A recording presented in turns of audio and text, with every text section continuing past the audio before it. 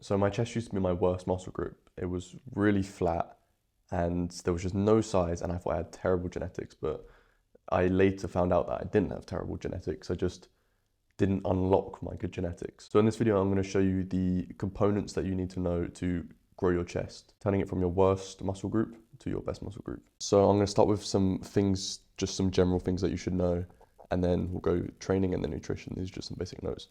So your chest is a big muscle group, meaning one, it's going to take time, which I'll get to, and two, there are certain things that it requires for it to get bigger. It's not like your biceps where you can literally get them bigger in a month. Also, with everything that I go through, you need to make sure that you're consistent with it, because if you're not consistent with it, if you do it 1 week and then don't do it the next week, then there's no point bothering. Your chest isn't going to grow. So because your chest is a big muscle group, you want to get a lot of weight on your chest, basically. So that's why loads of people say bench press isn't a good exercise. I think it is a good exercise. Don't just do bench press. I will tell you what you should do, but don't just do bench press. But when you do bench press, you want to get a lot of weight on it. It's a good exercise to get a lot of weight in your chest because it's such a big muscle group. Actually, I'll add that now. Okay, I'll add some little exercises for you. The link to this document I'll put in the description so you can sort of go back to it. So I'll write the ones that I do and then I'll sort of highlight the best ones. Okay, so these are all the best exercises for chest. I only do 3 exercises per chest day, so I don't do all of these in one chest day. Have like pick 3 out. I usually do a middle chest, an upper chest, and a lower chest. Because chest is a big muscle group, you want to get a lot of weight on it. So that's what your chest press, your bench press, your dumbbell press will be. We covered that. Now stretch. You want to get a really good stretch of your chest.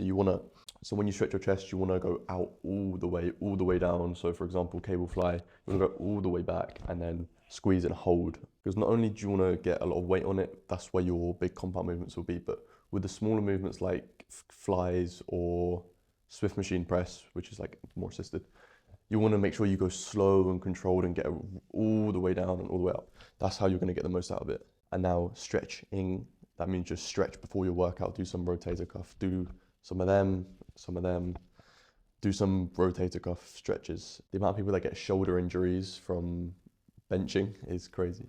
Now nutrition, if you want to grow your chest, you need to be eating enough to grow it, because like the muscle's got to come from somewhere. Training's going to get like tear the muscle so it grows back bigger, but it can't grow back bigger if you're not fueling it with enough food. The muscle's got to come from somewhere, and it'll come from your food. So make sure you're eating a lot, not too much though. You don't want to, when you bulk, you only want to go in like a 200 calorie surplus, so you're not putting on a bunch of fat, because your body can only put on 5 kilograms of muscle a year. So if you're going up more than 5 kilograms in a year, then it's going to be fat. So do it slow. So try as much as possible to eat single ingredient foods. They're the best foods for you. They're the most nutritious, and they're just going to fuel your body with what you need to get bigger. I'll list some foods out that I eat at the moment. Okay, so here's a list of foods that I eat that are good. Yes, I do eat some bad foods. Not everyone's perfect, but here's a list of what I eat, and there'll be some stuff that you can add to it. But you want to try as much as possible to eat single ingredient foods. Don't eat like, when you're buying foods, look at the packaging and don't just look at the calories and don't just look at the protein, look at the ingredients and how many there are in. All right, so that's pretty much it for growing your chest. Remember, and here are some key takeaways, it will take time. Your chest is a big muscle group. It took me ages. It took me 3 years to get my chest good. So it will take time. So I'm actually about to go and train chest, so you can now actually see what I'm doing. Sweet.